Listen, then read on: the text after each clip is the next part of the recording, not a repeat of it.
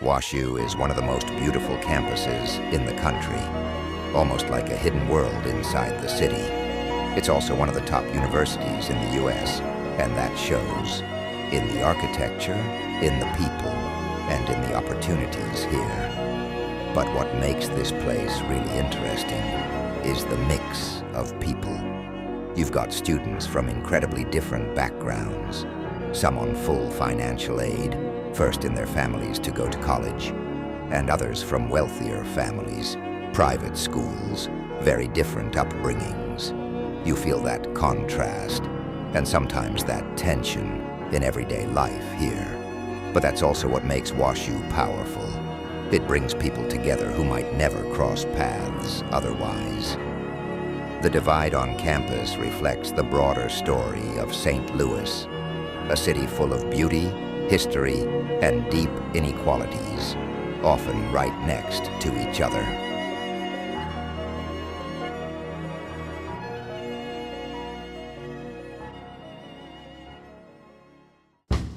It doesn't stop at the edge of campus. It stretches far beyond.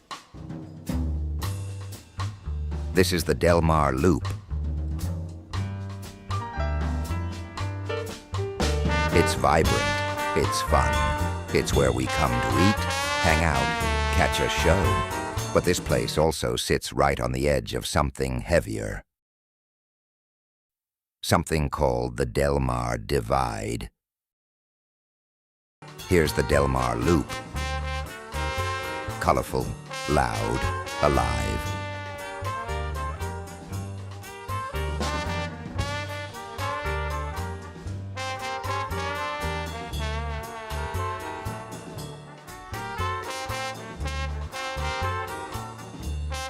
This place is beautiful too, just in a different way. It's not curated, it's layered. Murals next to bus stops, music spilling out of open doors.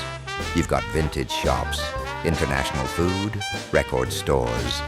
It's a place that pulls people in. But the loop sits right on the edge of something deeper. Just a few blocks north of here, it's a different story.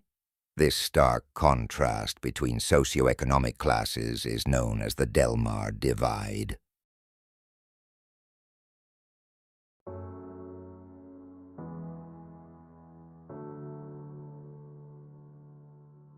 Just a few blocks north of the loop, everything changes. The sidewalks get quieter, the buildings look older, the contrast hits fast and hard. This is the Delmar Divide. It's a line that separates wealth from poverty, investment from neglect. And it didn't just happen naturally. It was built.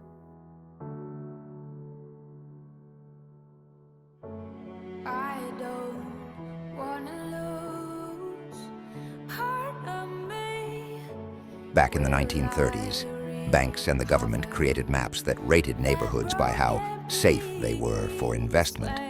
The areas that were mostly black were marked in red, and that meant people living there were denied mortgages, loans, or insurance. This was called redlining, and even though it's illegal now, it shaped where people could live, who could build wealth, and which neighborhoods would get help or be ignored. This kind of discrimination became policy, and it pushed black families north of Delmar while money and resources flowed south. Later, when cities started renewing urban areas, they often tore down black neighborhoods in the name of progress, building highways or shopping centers in their place. It wasn't renewal for everyone, it was removal. But this isn't just a story of loss. There's life here. There's community. There's history.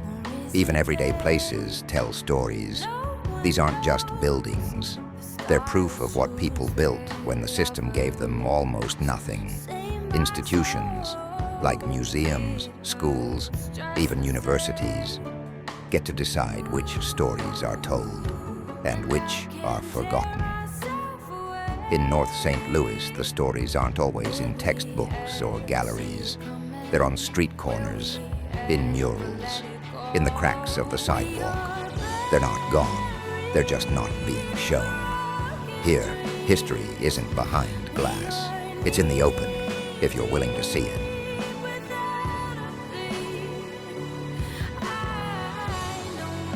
Institutions like WashU hold a lot of power, not just in their resources, but in how they shape the city around them.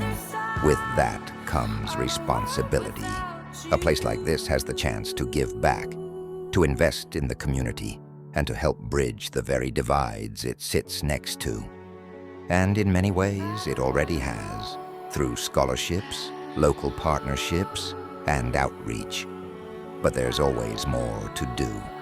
Real change means not just opening doors, but listening, sharing space, and rewriting the story together.